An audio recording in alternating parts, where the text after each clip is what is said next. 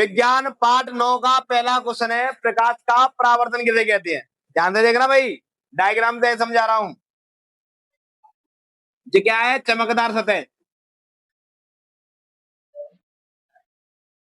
चमकदार सतह भाई, प्रकाश की किरण कहां से आती है? सूरज बना है।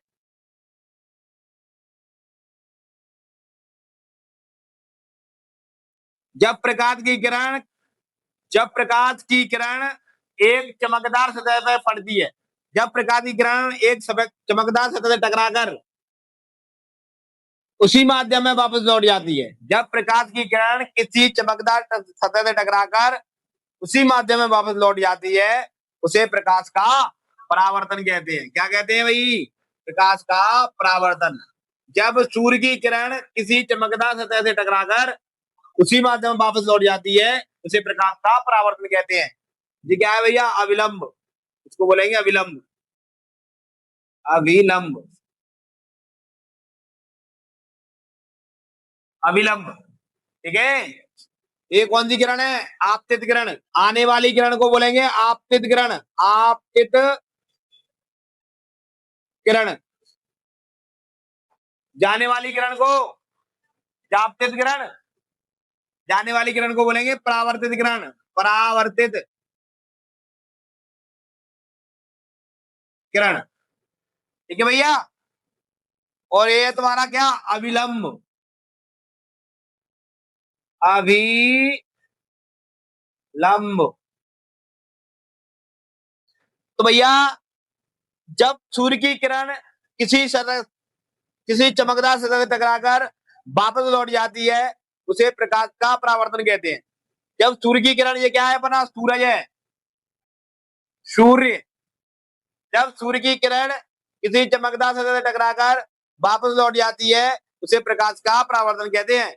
या हर बच्चे के माइंड में छपा होना चाहिए क्वेश्चन है। ये बिल्कुल इजी क्वेश्चन है और इंपोर्टेंट भी क्वेश्चन है। और ये आने वाली किरण को बोलते हैं आपतित किरण, आ रही है। जाने वाली किरण को क्या बोलते हैं? परावर्तित। और ये क्या है? अविलंब। तो भैया ये कोण ये बना, ये कोण ये, दोनों कोण क्या होते हैं? बराबर होते हैं, ठीक है। दोनों कोण क्या होते हैं? बराबर होते हैं। तो इसके नियम बताओ। इसके नियम क्या है? पहला नियम है आपतित किरण, परावर्तित किरण और अविलंब। आपतित किरण, परावर्तित किरण और अविलंब, तीनों एक ही तल में स्थित होते हैं। एक तल है, देखो। आपतित किरण, अविलंब और परावर्तित किरण, तीनों एक ही तल में स्थित होते हैं। और भैया, आपतन कोण और परावर्तन कोण, ये बनेगा कौन सा? आपतन कोण। आपतन कोण। और बनेगा ये परावर्तन कोण। परावर्तन कोण। आपतन कोण और परावर्तन कोण का मान बराबर होता है, ठीक है भाई। डायग्राम से पूरा क्वेश्चन टूट गया। इंपोर्टेंट क्वेश्चन है, अच्छा क्वेश्चन है। प्रकाश का परावर्तन किसे कहते हैं? नियम लिखो। जब सूर्य की किरण किसी चमकदार सतह से टकराकर वापस लौट जाती है, प्रकाश का परावर्तन कहते हैं। और इसके नियम है भैया, आपतित किरण, परावर्तित किरण और अविलंब, तीनों एक ही तल में स्थित होते हैं। एक ही तल है, एक ही जगह पे स्थित हो रहे हैं, इकट्ठे हो रहे हैं। और भैया, आपतन कोण और परावर्तन कोण दोनों का मान बराबर होता है। 11-11 क्यों लगाया? क्योंकि बराबर है। चलोगे, समझ में आया? चलिएगा चलिएगा। तो भैया अगला क्वेश्चन है कि गोलीय दर्पण किसे कहते हैं? गोलीय दर्पण किसे कहते हैं? भाई ये क्वेश्चन भी स्टार वाला है, समझ में आया ना? ये अपवर्तन परावर्तन दोनों आते, परावर्तन ऐसे ही परावर्तन अपवर्तन, ठीक है। डायग्राम बना। गोलीय दर्पण किसे कहते हैं? तो भैया सुनना, वह दर्पण जिसका आकार गोल होता है। आकार का मतलब एरिया, जिस एरिया का कैसा आकार होता है? गोल। भैया गोलीय दर्पण जिसका आकार गोल होता है, उसको गोलीय दर्पण किसे कहते हैं? जिसका आकार गोल होता है, जिसका एक भाग पर पॉलिश होती है, एक भाग खुला छोड़ दिया जाता है, उसे हम गोलीय दर्पण कहते हैं। एक भाग पर पॉलिश, एक भाग खुला छोड़ दिया, गोलीय दर्पण कहलाता है। गोलीय दर्पण दो प्रकार का होता है। कौन कौन सा भैया? अवतल दर्पण अवतल दर्पण वही,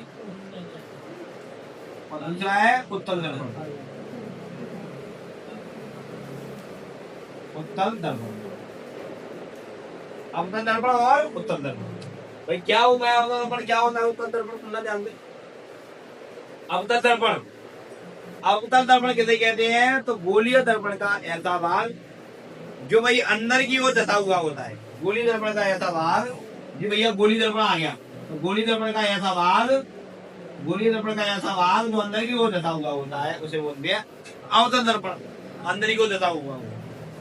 फिर आता अवतल दर्पण, तो गोलीय दर्पण का ऐसा भाग जो बाहर की ओर उभरा हुआ होता है।